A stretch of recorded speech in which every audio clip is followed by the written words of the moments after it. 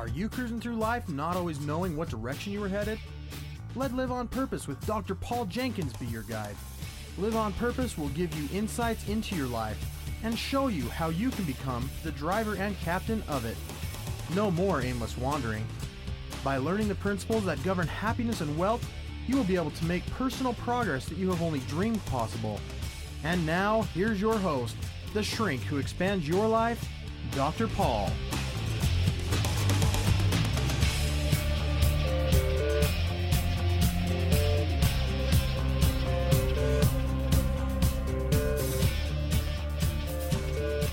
Hello, everybody, and welcome to Live on Purpose Radio. This is Dr. Paul, the shrink who expands your life. We're excited to be bringing you the principles and ideas that are going to help you to do just that through this podcast. Our audience is growing steadily. Thank you for sharing the word. We really appreciate that all of you are helping to help others live on purpose as well. As always, we have a great guest with us on the show today. I'd like to introduce her. Dayna Steele is a popular motivational keynote speaker, writer, entrepreneur, and has done a lot of really neat things. As I've gotten to know a little bit about Dayna, she's been known as the First Lady of Radio in Houston, Texas, and there's a group of people who sort of follow what she does, and they are referred to as Steele workers, and I think that's kind of fun. Dayna's been doing some other exciting things that we'll talk about on this show today, but among other things, she is the author of the book Rock to the Top, which is everything that she's learned, really, from some of the world's greatest rock stars. She's had an opportunity to interview and promote and do events with some of the great names in rock and roll, and so that's kind of an exciting little piece that she brings to the picture. I want to welcome you to the show today, Dayna. Thank you for joining us. Well, thank you so much for having me. I want to take you with me on all my speeches so you can just do all my intros. How's that? Well, you know, we've got it recorded. You can just play it anywhere you want. Okay, I like that. But I'm thrilled to have you with me today. This is a little bit of a turn of the tables for you because you've spent most of your career interviewing other people. Isn't that right? It really is. I've been doing a lot of interviews the last few months for the book and for a couple of other things, and it still feels, being the control freak I am, it's still a little strange to be on this side. To have somebody else driving it, huh? That is. Well, anytime you want to jump in and take control of this show, you feel free. I'll turn the tables on you. About halfway through, you'll never know what hit you. That's right. Well, Dayna, could you just give a little introduction of yourself to our listeners? I've given a little preliminary stuff there, but talk a little bit about who you are. What got you to this point in your life that you've created this book, Rock to the Top? Well, I spent a little over 20 years in Houston as a rock and roll DJ, and was very, very successful with it. Went on to form a few businesses, and in the last couple of years, there were a couple of things that I kept hearing that sort of spurred this whole book idea. One was people would say, "Wow, you used to have such a cool job. What does it feel like now that you have to work for a living?" Oh, boy. And I would say, I'd laugh and I'd say, you know what, I'm having just as much fun now as I did then, but I also worked as hard then as I do now. I didn't play Stairway to Heaven any differently than any other disc jockey, but I marketed it and worked it better than anybody else. And then also I've been speaking to a lot of different high schools and middle schools over the last couple of years, and these kids would say, "I want to be famous so I don't have to work." Oh boy! And I thought, you know what? I need to put these stories that I do in my business speeches. I need to put them in a book that's not only that is for everybody, to show that all of these rock stars, the ones the Bon Jovi, the Rolling Stones, Gene Simmons, Sammy Hagar, these guys work harder than anyone I've ever met in my life. They're up at 6 a.m. doing morning shows, and they're on stage till midnight. And in between, they know everything that's going on. They protect their brand. They market their name. They're helping with the T-shirt designs. I mean, they're involved in everything. So it kind of all, that and I've been asked to do a lot of business speeches the last couple of years, and I got to be quite honest with you, Paul, I was horrible. I'd get up and do my little business speech, and I'd be bored, and they'd be bored, and everybody'd be bored, and so I started opening it up to questions, and it would always be the sternest-looking businessman, the CEO of a Fortune 500 company would raise his hand, and I'd go, "Oh, here it comes," and he would say, "Did you ever meet Van Halen?" So I thought, Right. I don't care if you are wearing an Armani suit. We're all, we all have those favorite rock star moments growing up, and so I started incorporating the stories, and I started having fun. The audience started having fun, and it got my point across. So that's kind of how this all came to be. Well, this is a unique package for you because as you're introducing yourself, I'm thinking, most of the world's most successful people have learned a set of principles that have determined their success. And there's a lot of people who have these dreams of becoming a rock star, for example. And this is just kind of like the American, wish. I talk to so many kids and teenagers who that's what they want to do. I want to form a band. I want to go be successful. And they don't have an appreciation of what kind of work and dedication, passion, commitment to quality, all of the things that go behind success. Well, you know what? And it's not just the kids that want to go into bands. Kids who want to be when they want to grow up to be a doctor, or they want to go into engineering, or they want to, they want to be they want to be Bill Gates or whatever. Mm-hmm. Every single one of these jobs requires, like you said, the same set of principles. It doesn't matter if you want to be a rock star or you want to be the head of Coca-Cola. It takes exactly the same amount of work and dedication and passion and everything to get there. So the guy in that Armani suit that's raising his hand in the business seminar, he needs to understand the same things that Van Halen or Gene Simmons needs to understand to make it successful in their business. I tell people I speak to everything from middle school groups to corporate gatherings of these Fortune 500 CEOs, and I tell them it's all the same. It doesn't matter who you are or what you're doing, and it doesn't matter if we're talking business or life. You have to set your stage, and that stage has to be set with passion, knowledge, networking, and appreciation. Once you get all that set and your stage is sturdy, you can start adding your branding and your marketing and your equipment and your lights and your band member and your employees, whatever. Mm-hmm. But yeah, it's the same thing. I don't care if you're going into high school or college, or you're climbing the corporate ladder. If you don't set those corners of your stage is going to fall down. It's going to collapse. Now, you mentioned 4 of those: passion, knowledge, networking, and tell me appreciation. And appreciation. I think that lays a good foundation for what we could discuss here today. You've taken in your book, let's talk about that for just a minute. Rock to the Top. What I learned about success from the world's greatest rock stars. And I like the way that you have set this book up, because you're taking each one of these principles that you have noticed or have learned in your association with these great rock stars. And in that context, though, you've presented it in a way that allows us to take a look at what we can do in our own businesses and lives to be successful. So, I don't know. I've just introduced again what's already here in your book. All right, Dayna, let's go back to this book for just a minute that you created. This is called Rock to the Top: What I Learned About Success from the World's Greatest Rock Stars. And inside of that book, you have outlined some of these principles that we've already started to talk about. I want to just give you the reins for just a minute to take on that first one, that first corner of the stage that needs to be set. Passion. You gotta love what you do. Passion. You gotta love what you do. You gotta love what you do. Make sure you're doing something that you love, because you know what? When you have passion for something, when you really love your job, and it's okay to love your job no matter, if you are a rock star or a sanitation worker. Some people are embarrassed to tell people they love their job. It's okay. It's okay to love what you do. But don't do it for the money. Don't do it because it's what your family expects you to do. It's what people expect you to do.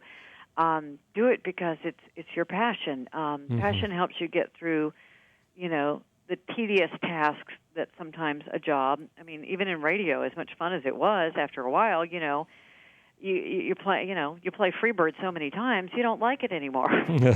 And passion helps you get through the repetitious, tedious part of a job. Passion will help you get through the bumps in the road. I like to tell a story. I tell a story in the book, and I like to tell it in my speeches because so many people aren't aware of it, and that is in 1984, Def Leppard was at the top of the charts. They were one of the top rock bands in the world. And on New Year's Eve, 1984, the drummer Rick Allen decided to race somebody in his car, and he wrecked the car. He was thrown from the car, and he severed his left arm. That's not good for a drummer. Oh. That's not good for anybody, but that's not good for a drummer. Yeah. And within 6 weeks, he was inviting drummers to his rehab to help him develop a drum kit that he could play with one arm. It took 18 months, but 18 months later, he debuted his new drum kit at the Monsters of Rock in England.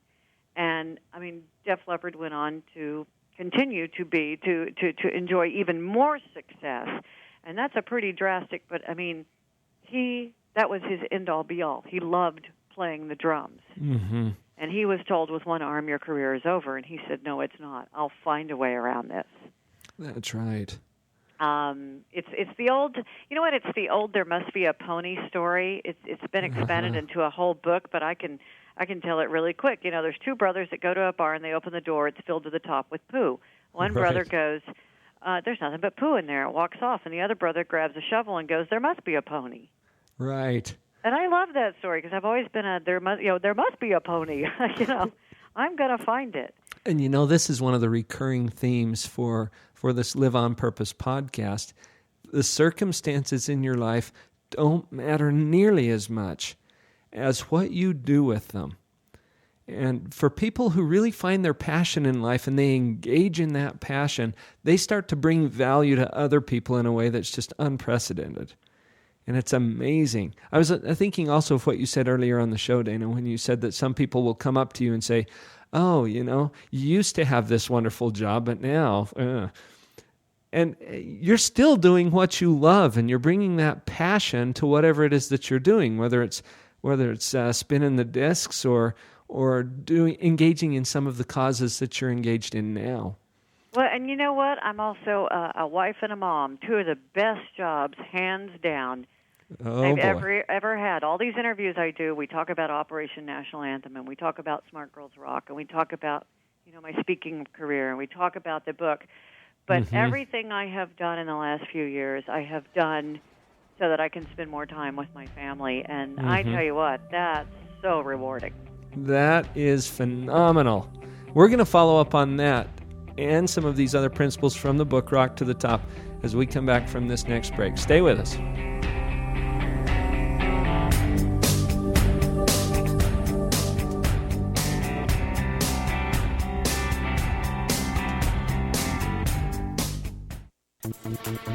Hi, this is Jason Adams, one of the co-founders of CashflowParadigm.com. We created Cashflow Paradigm as a way to help others look at money differently. What are your beliefs about money? Is it good or bad? Many people have beliefs that limit their control over money and don't even realize it. The thing most people don't realize is that their beliefs about money greatly affect the amount of money and prosperity they have. It's all about your paradigm.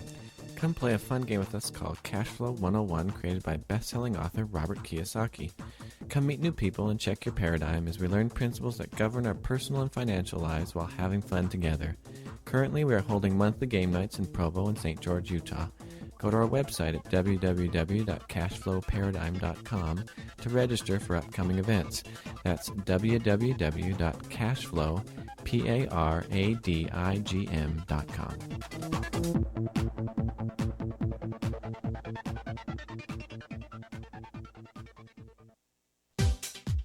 Thank you for listening to Live on Purpose Radio. Some of you have been asking how you can get more involved with the show, and I also appreciate those of you who have offered to support the show. Now you can do both easily by purchasing a Top Spots listing. For a very small donation to the show, your link will be posted at liveonpurposeradio.com. Just go to the website and look for the Top Spots widget on the right side panel. Click at the bottom and follow the simple instructions. You will then be at the top of the list. Thanks for your support.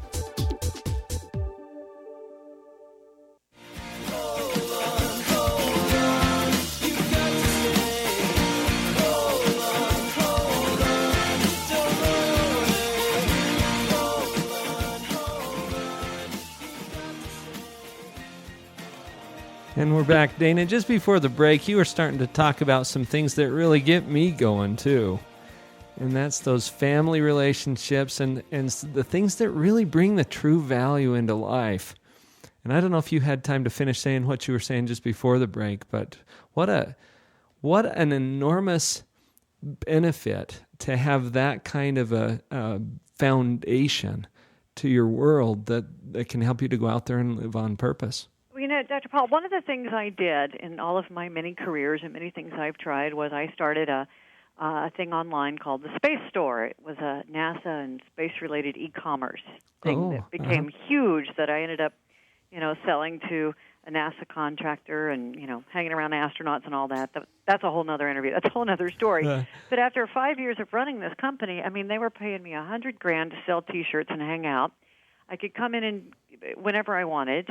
I had a huge expense account. I had a matching 401k, amazing health benefits, blah, blah, blah, blah, blah, and I was miserable. Towards the end, I was really unhappy. And when Mama's unhappy, everyone's unhappy. I was coming home and, just not being a pleasant person to be around. And I finally started keeping a diary, as simple as that sounds, and I tell my friends to do this now. I started keeping a diary of where I was the happiest. Not giddy happy, but content. No blood pressure, happy, just life was good. And I had a smile on my face and I wasn't clenching my jaw. And it started to take shape over a few weeks, and I was really stunned. Oh, my gosh, I'm Dayna Steele, former radio personality, successful businesswoman. This can't be right. But I started to look at it, and the places I was the most content was folding clothes, taking my children to school, picking my children up from school, cooking dinner, and working on some of my freelance stuff in my office. Right. And it really, the longer I kept the diary, the more I looked at this and said, I got to make a change. So I went to, Charlie the Wonder Husband. It's very nice to have a good support system, and told him, I want to quit my $100,000 job. And after he picked himself up off the floor, he said, whatever you think is best. So I didn't do it the next day. But, you have to figure out what it is that makes you happy. People who say, I wish I could spend more time with my kids, I say, then do it. Well, I can't. Yeah, you can. So we started, cutting back on expenses. We started putting money in savings. We gave the nanny notice. We gave the lawn service notice. We gave the maid notice. We got rid of all of these things so that I could work from home. And that's right. I just can't even begin to tell you to this day how much happier that made me, how much happier it made the children, my husband. It made everybody's quality of life go up. Maybe I didn't have a maid. Maybe I didn't have a nanny. But, you can work around all these things. There might be a little more, dog hair on my floor, but everyone can deal with it. That's right. And there's a theme I've been thinking a lot about, and I've actually presented in a few of the seminars I've done recently. That has to do with, are you giving the least to those who matter most? And when you really start to hone in on what your key relationships are, give them the proper attention, it just makes all the difference in your life. Well, it's just, I feel like I'm just so boring and happy now. People say, usually you go up to somebody at a party or something, go, how are you? And they go, oh, okay. And then they go off into, I don't know. I'm just like, I'm great. Life is great. I am just happy and boring. Just love your life. I do. And, I even started to get really crazed a couple of months ago. The book came out, and it wasn't on the New York Times bestseller list within 4 weeks. And being the anal retentive overachiever I am, I started to get really crazy. And my husband, had to point out to me, this was supposed to be fun. Right. This is a fun project to learn about publishing and, and put a book out there and have something to sell at speeches and, just whatever. And I had to remember, oh, yeah, this is fun. Well, it's intended to improve your life, not take it the other direction. Right. And, I was starting to travel and do all these book signings and get crazy. And I had to tell you, I came home from one of the book signings and said, you know what? I'm not enjoying this. And book signings, I can tell anybody listening to this right now, if you're going to write a book signings are the most humbling experience, and they are definitely, unless you're a celebrity or an established author, they're a huge waste of your time and money, and don't let anyone tell you different. All they're doing is feeding your ego. Don't do them. Take my advice right now. And I came home and canceled the rest of them.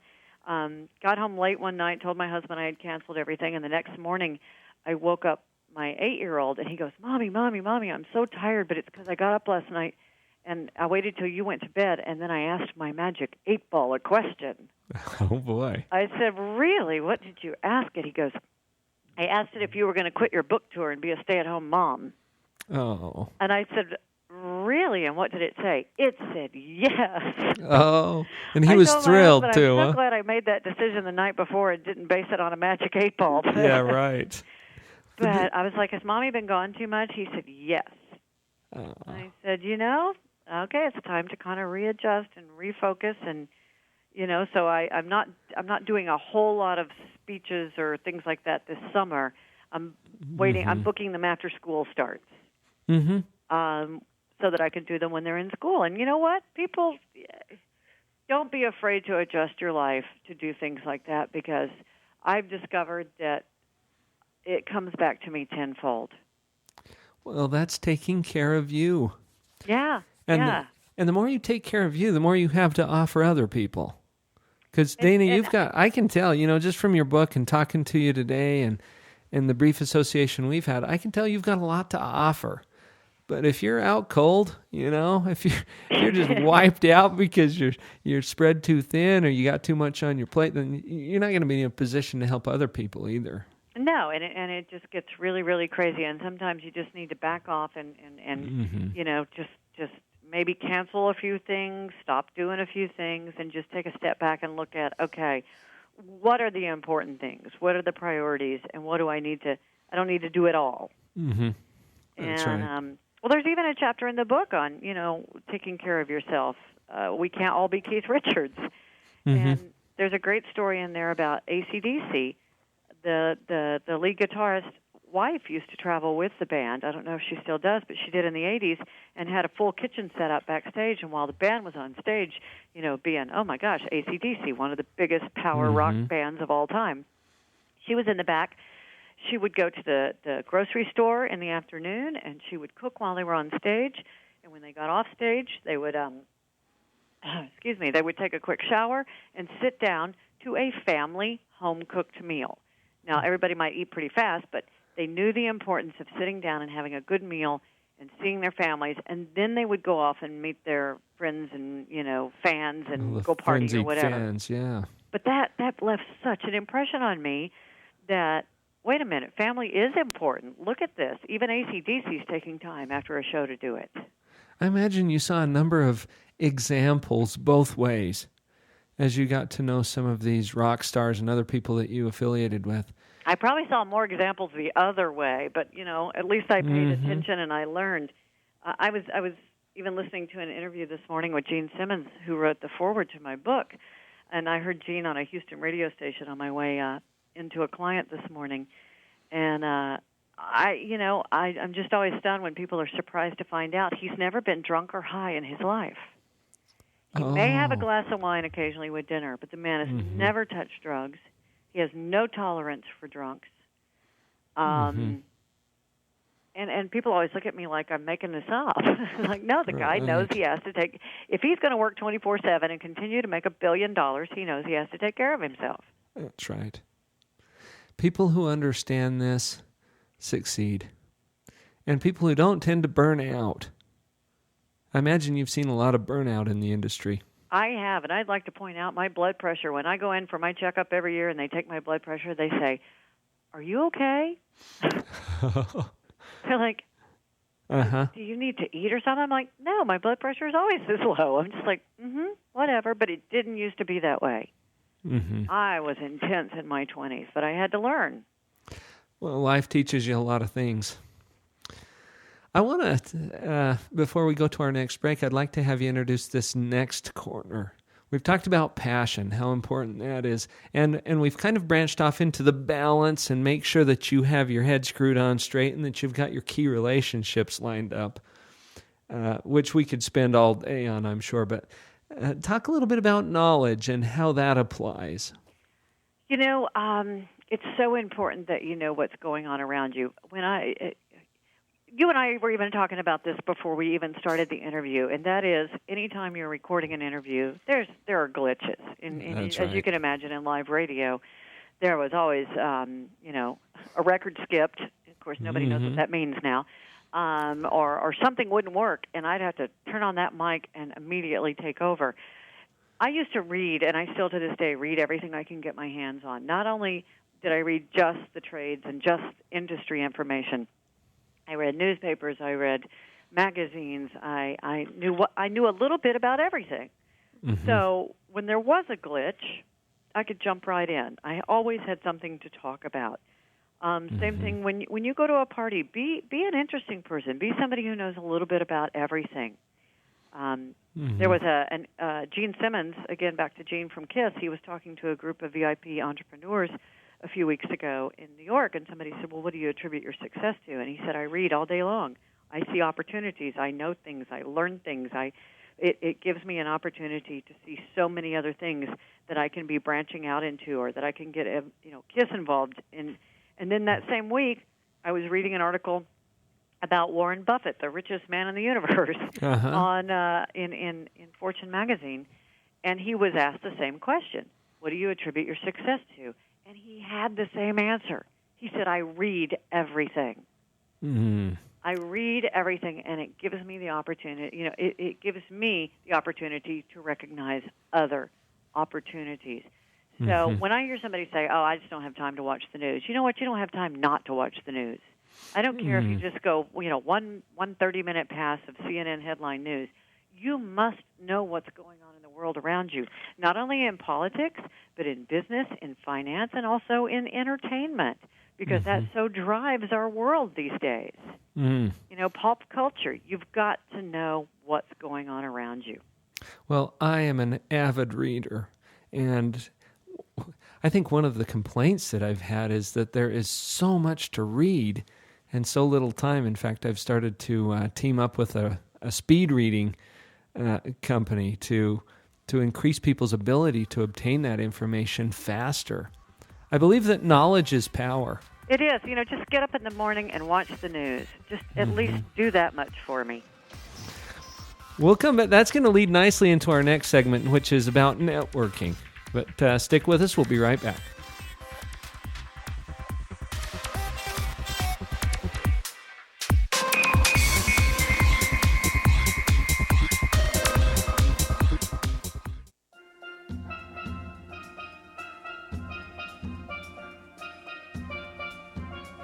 Some people give their 2 cents, but this Positive Island boy shares a dime every time he speaks. Dino Pinder is back with another deposit to your attitude. Well, you know what? I had an experience in my life not too long ago. A good friend of mine that he passed away while I was out to sea on the boat, and we spent years together playing in a band, and I never really got a chance to tell him how much I loved him. I always put it off thinking he'll always be there. And, well, now that he's gone home to glory, and I could go visit his grave site and put flowers on the grave, but just don't do a piece of good. He can't see him, he can't smell him. So that affected me in a way that I promised myself from then, everybody in my life who I loved, they'll know it. And don't let a day go by without telling them how much you love them, from your children, your parents, your friends, your co-workers. If anybody in your life who you know is helping you out each day and you love them, tell them. I could go visit his grave whenever I want, and I could put flowers on his grave. But you know what? My advice to you and to myself as well is give them flowers while they're living. This has been Dino's Dime. For more island wisdom, visit dinosdime.wordpress.com. Thank you for joining me for the Live on Purpose radio podcast. It is truly an honor to be a part of your prosperity team. Please visit my website, drpaul.org, to get connected with other tools for you and your family.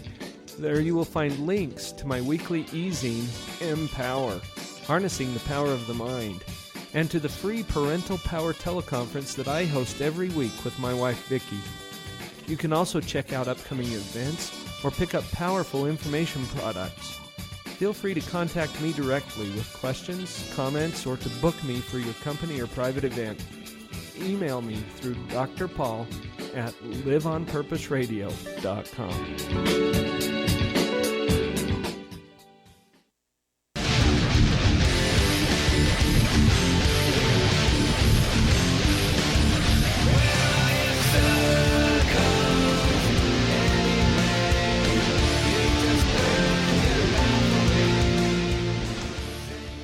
So, Dayna, when you were talking about knowledge, I was thinking all of this reading and getting yourself connected out there with the world of information and knowledge. There is so much out there that is just waiting for you to discover and to learn and to know. It occurred to me that leads us really naturally into this next corner, which is networking. If you're just kind of stuck inside your own head and you're not getting out there and finding out what other people's ideas are, it makes it really hard to start forming relationships or to network with other people, and that's a really foundational principle to success. Oh, relationships are everything, and if you can't talk about anything but you and your business, who cares? Who wants to talk to you at a party? That's right. Be somebody who can contribute to the conversation. And, networking is not going to a happy hour with your business card. That is not networking. Networking is the most important part of networking is finding out, first of all, being able to tell people what it is you want and need, but even more importantly is being able to ask people what they want and what they need. Mm-hmm. And when you're able to pass on leads or make introductions or make connections, I had somebody tell me that the other day, that's what you are. You're a connector. Mm-hmm. I get people together all the time, and I'm not looking for a piece of the action or anything, but it comes back to you. And people can't read your mind. People have no idea what you need and want. And for the most part, people want to help you. Mm-hmm. That's right. And I say, be able to tell people what you do in one sentence. When you sit next to somebody on an airplane, they go, so what do you do? Oh, I'm a speaker and an author.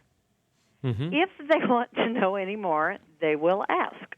Right. But then never fail to say, and what do you do? Oh, that's great. Tell me more. Or, that's really interesting. Do you have a card? Engage people. Find out what they do. What do they want? What do they need? What are they trying to sell? What are they trying to offer? Well, this comes down to a basic principle of exchange, and we've talked about this multiple times on this program. The things that you need, the resources that will help to take you to the next level already exist out there in the world somewhere, and somebody controls those resources. How are you going to get access to them unless you start to connect with people? And you never know. You absolutely never know who's going to help you somewhere down the road. I'll tell you sort of a convoluted story, but one of the guys that used to work with me at a radio station went on to work for KBR, a civilian contractor in Iraq, and he's been over there since 2004, running the morale tent the last couple of years in one of the most dangerous areas, Camp Diamondback in Mosul. And he runs, internet access. If these guys come through the camp for only an hour, 2 hours, 3 hours maybe. They rarely spend the night. They're just there to check their email, get a little R&R, maybe get something to eat, maybe talk to a minister or somebody or a counselor, and then they're off into the war zone again. And Harrison had sent me this great story about a Jamaican contractor who had stopped in for a couple of hours of R&R and told him how much he loved the national anthem and how he was surprised when he came to the United States and saw people talking on their cell phones at a sporting event during the national anthem. Long story, it took Harrison and I 3 months. We created OperationNationalAnthem.com, which is a series of free videos that people can download and use at any event, asking people to please turn off their cell phones, take off their hats, and pay attention to the national anthem. All of these public service announcements are done by soldiers who end it with, "It would mean a lot to us over here." They're very powerful messages. I'm very proud to be a part of it. I did this well over a year ago. I set it up so that I didn't have to maintain it because I didn't have time. And I sent it to all of my friends and family. Hey, check out Operation National Anthem, pass it on. And promptly forgot about it. A year later, I got a call in March of this year from Reader's Digest. We'd like to do a little story on Operation National Anthem. Of course, Paul, I'm on the phone. I'm like on the phone, but also checking to make sure the website even still works. Because you just kind of kick-started it and let it go, huh?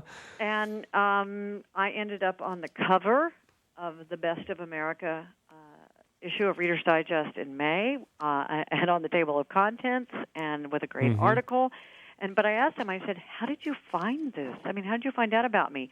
And the editor said, oh, my brother works for NASA, and somebody, he lives in your neighborhood, and somebody's passed, he got your email you sent out a year ago, and he sent it to me, and I've just been sitting on it for a year. Right. So that's why I always say, let people know what you need, let people know what you're looking for. You might not see anything for a year, but you never know what's going to happen. And just put it out there. Get it out there. Put it out there. That's exactly it. Put it out there. People will help you. Well, here's another example, too. And here we are doing this interview today. And it's going out to however many people are going to be downloading this thing in the next weeks and months as a podcast. And the only reason I even know about you, Dayna, is because you put it out there. You made yourself available to network with people. And you have to. Again, people cannot read your mind.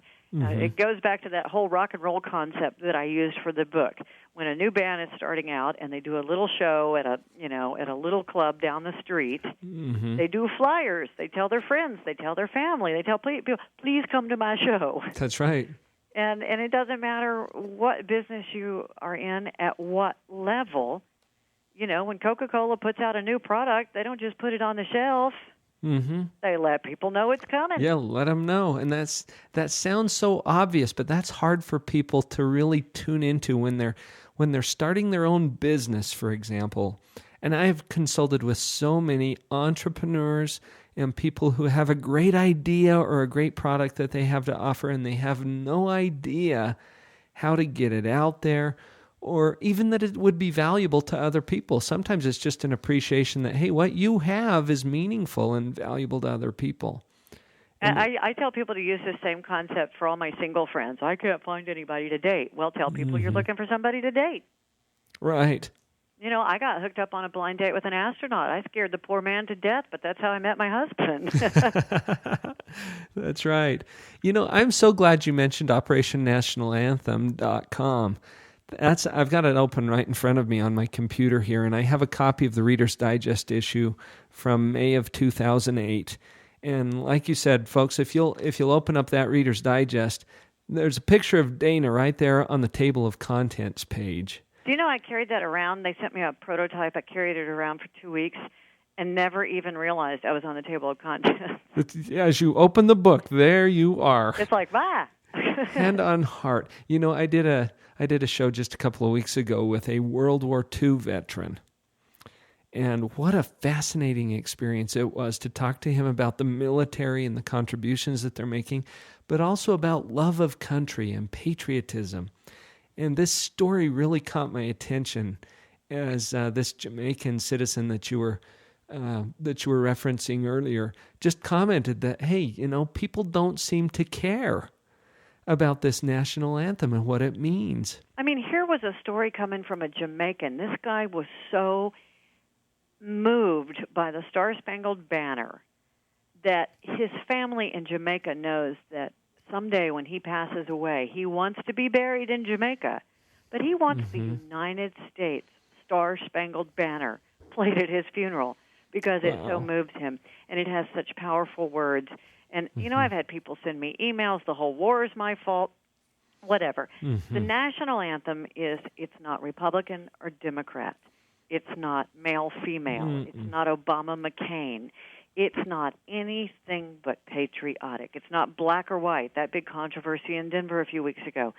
You can tell I'm on my soapbox now, Paul. Yeah. The national anthem is simply a patriotic song that pays tribute to the greatest country in the world. We still have it better here than anywhere else. And freedom is not free.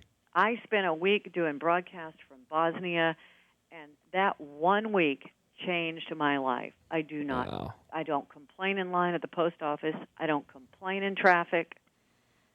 It so opened my eyes to what we have here.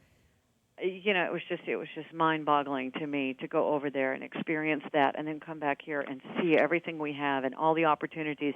And if people can't put their damn cell phone down for 60 seconds during the national anthem, it's like, oh, please. you know, if you're on call to do brain surgery, you probably shouldn't be there in the first place. Right. Otherwise, that call is not that important. What could be more important than what you're doing right now? Yeah, and you're not supporting the war. You're not supporting Bush. You're not, you know, whatever. You're not. You're supporting our country. That's right. And I find it just really. It's always bothered me that people complain. I mean, people that, you know, talk on their phones, or they're still ordering beer, or they're still chatting, or whatever during the national anthem. And you'd be surprised how many emails I've gotten across the country from parents and teachers and principals asking me to do the same thing for the Pledge of Allegiance. Oh. That apparently, you know, especially in high school, kids know that they have the right to not stand up if they don't want to. Sure. You can't make them stand up, which I find ironic in that that's what the whole Pledge of Allegiance is about, is that you have that freedom. That's right. But then I realized that from kindergarten on, in kindergarten you're taught how to do the Pledge of Allegiance. And from that point on, every morning, every school year, 13 years, you stand up and do the Pledge of Allegiance. Yet nowhere in those 13 years does anyone ever take the time to explain to any student why we do it. So I guess that's going to be my next project someday. That's going to be another website sometime in the future. It is. I'm trying to get a bunch of celebrities or somebody to do some PSAs for schools that get played at least at the beginning of every semester, explaining why you're doing the Pledge of Allegiance. Well, you could maybe find a few that would be willing to do that. Well, I've already pitched it to Gene Simmons, so we'll see. He's very, very supportive of our military. I'm hoping Gene will run with it. But, you know, that's yet another project. I'll be up at 2 o'clock in the morning with my husband going, oh, Lord, she's had another idea. But this is that comes right back to our first point today, too, and that is the passion. And what is it that lights your fire? What is it that really gets you enthused and gets you going and that you'll get up in the morning to do? Yeah. And these are some of the things that you do. So and go for it. People say, Guy, you try so many. Somebody said to me once, you try so many things and you don't always succeed, but you amaze me that because when you don't succeed, you just kind of, you know, stand back up, dust yourself off, and keep going. And I like what Thomas Edison says. Thomas Edison once said, I've never failed at anything. I've only found 10,000 ways not to make a light bulb. Right. I love that quote. We got one more segment coming up. We'll be right back.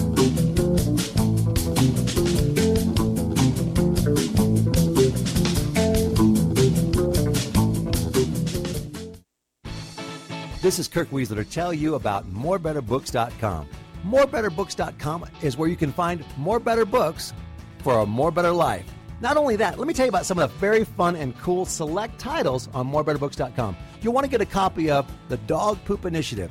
This best-smelling book could change your life forever. It's certainly changed the lives of thousands of Boeing employees, as well as school teachers, parents, leaders across the United States and in Israel and in Germany. And you can get your own copy at morebetterbooks.com. Whoa, that's not all. What about The Cookie Thief?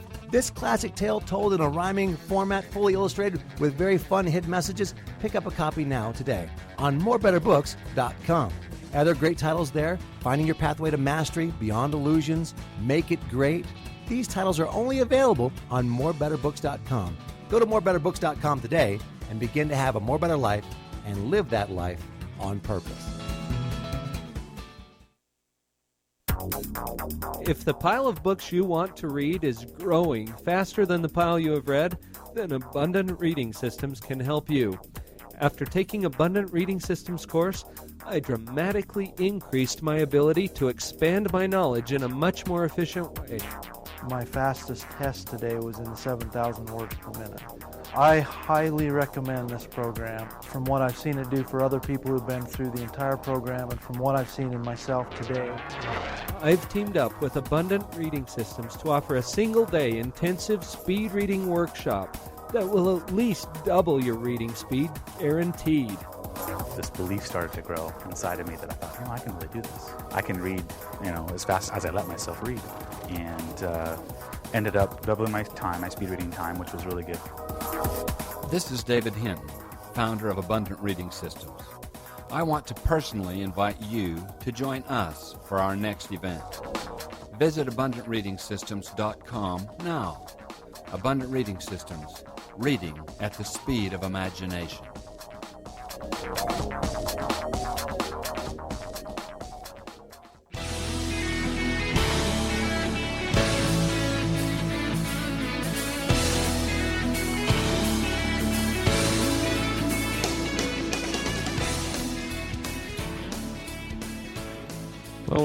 lot of fun at Live on Purpose Radio here today. My guest is Dayna Steele. And some of the things that you've mentioned today, Dayna, have just got me thinking about a number of things. During the break, I was thumbing through some of the pictures in the back of your book. And this is like a who's who in rock and roll. Or it's the history of my hair. Or the history of your hair. Yes, I noticed this this picture with the big 80s hair. Oh, yeah. And what's really fun is if you go back and compare side by side pictures of John Bon Jovi, we had the same hair. I think we even have the same hair now. I saw a picture of him on the streets of New York. It's like, Lord, we have the same hair again. You've just paralleled He's each other with that. me. There you go. Well, you're the idol. You're the one to look to. There you go. I had to chuckle, though. There's a picture here also of a thank you note. And yeah. I have to tell you, I've got a twin sister. And as we were growing up, she had this crush on Sean Cassidy. And your thank you note here is from Sean Cassidy. There's a little bit of a story behind that, but it also leads into this fourth bullet point, if you want to call him that we've been talking about today, and that is appreciation. Do you want to talk about that a little bit? Never underestimate the power of a handwritten thank you note, and also never underestimate the power of a pissy note. Mm-hmm. Sean Cassidy and I get along with everybody. I love everybody.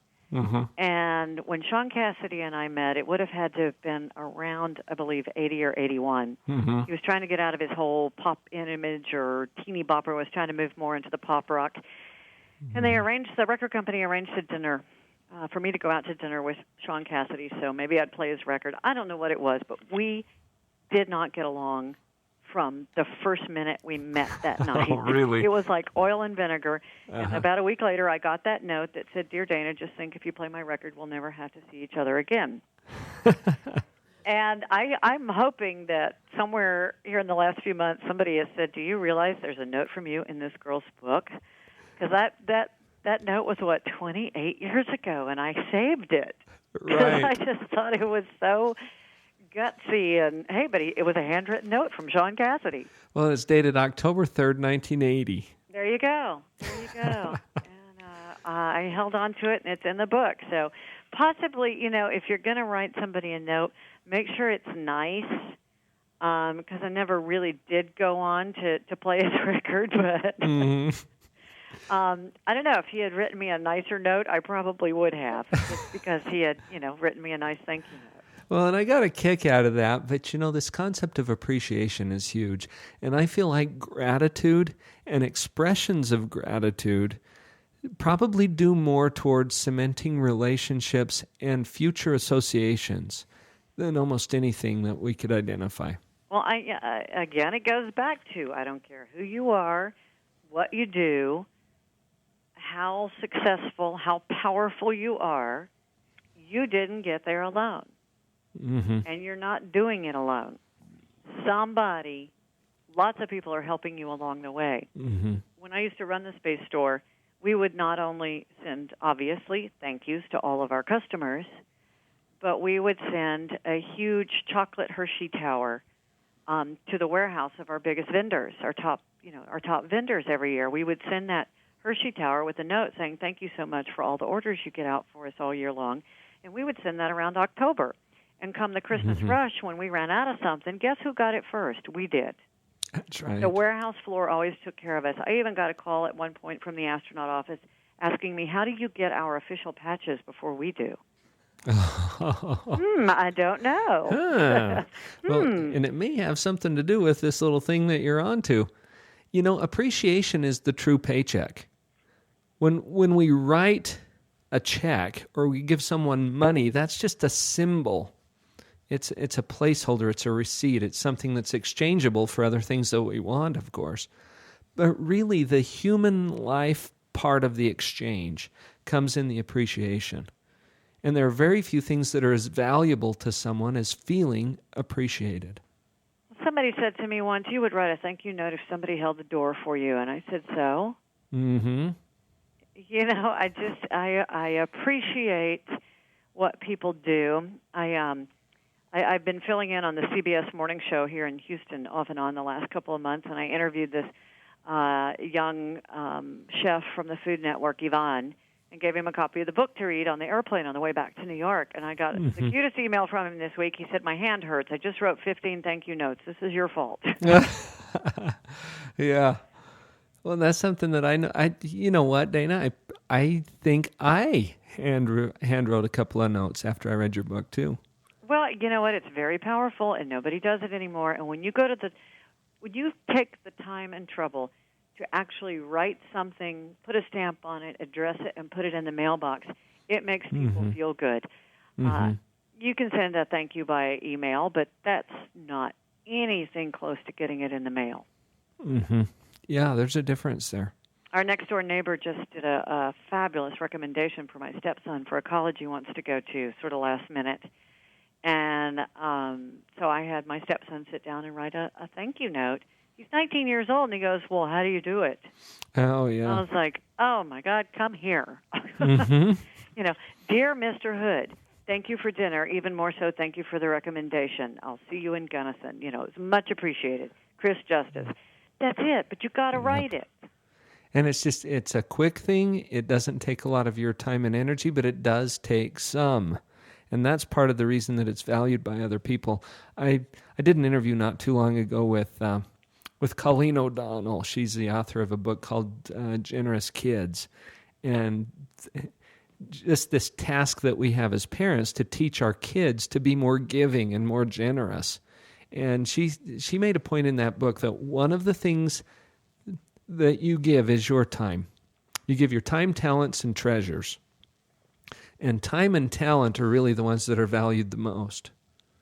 And what a great example of how you can do that in expressing appreciation to people.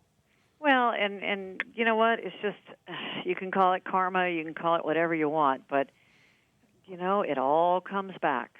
It all comes back. I helped David Crosby of Crosby, Stills, and Nash when he was in prison here in Texas.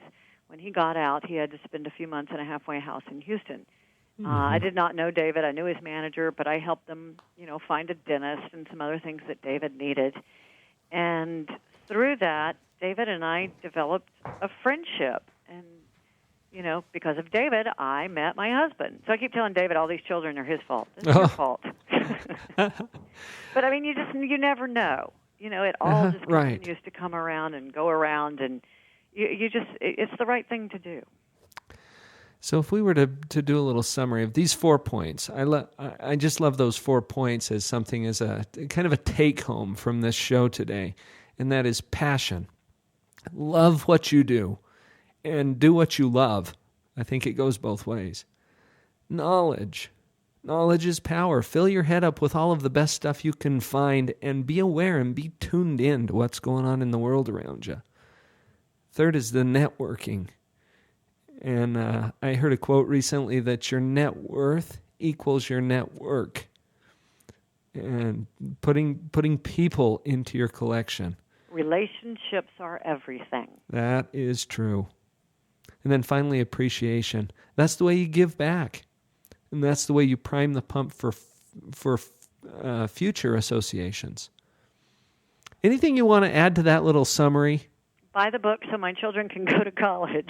Oh, beautiful. And I want to spend a few minutes right now just talking about some of the things you're doing, how people can get connected with what you're doing. Absolutely buy the book. I enjoyed this book. This was a fun little read that put some of the principles that we talk about all the time on this particular show into a little different context. And that's just coming from your experience in knowing and associating with some of the icons in the rock and roll world. And so it's a fun little context. Again, folks, the book is called Rock to the Top, What I Learned About Success from the World's Greatest Rock Stars. And I have put a link right at Live on Purpose Radio. You can go there. There's a little Amazon link. You can click right there and buy Dayna's book. It's a fun read, and it's going to help you to tune into some of the principles that will help you to live on purpose. Now, Dayna, you have a website, too. I do. It's DaynaSteele.com. That's DaynaSteele.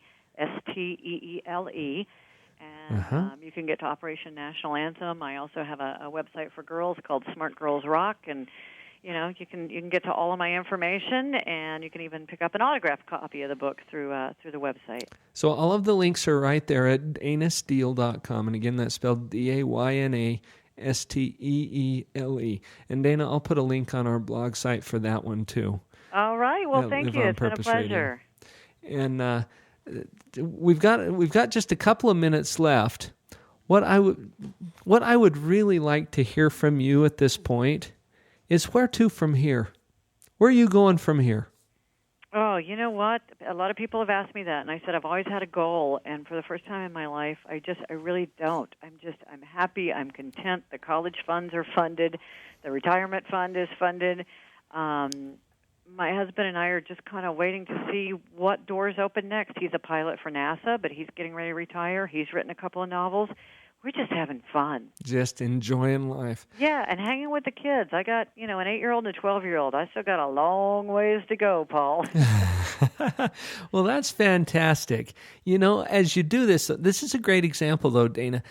When I talk to people about what it is that they really want out of life, they tell me that they want what you're describing right now. And I got to tell you, it's great, but you got to, if that's what you want, then you have to start right now, this very minute, shaping your life. It's not just going to happen. No one's just going to hand it to you. It doesn't just happen. There are principles that will determine your success in life. And as you apply those principles, you can have the life that you want and the life that you love. And there's nothing that's more important than that, as you create and live the life that you love. And the other observation that I have, though, Dayna, as you are doing this, as you are loving your life and just enjoying some of the fruits of your labors, you're also getting passionately involved in causes and in projects and things that make so much difference to you and that you really feel passionate about. I keep going back to this Operation National Anthem, which doesn't require a lot of maintenance from you, it sounds like. But because you've applied some of these principles, it's out there creating value for you while you're doing all of these other great things. And it's it's a fun thing. It really is. I've gotten in contact with just some wonderful soldiers and parents of soldiers. Even the direct descendant of Francis Scott Key took time to write me a note. So fantastic! It's been fun. It's been life is just. I'm waiting to see what happens next. Well, Dayna, thank you so much for joining us at Live on Purpose Radio. Well, thank you. It's been great. And it's been a pleasure to have you. I want to encourage everybody to go out there and live on purpose. Again, visit the blog site at liveonpurposeradio.com for links to this great book, Rock to the Top, by Dayna Steele. Thank you, and go out there and live on purpose.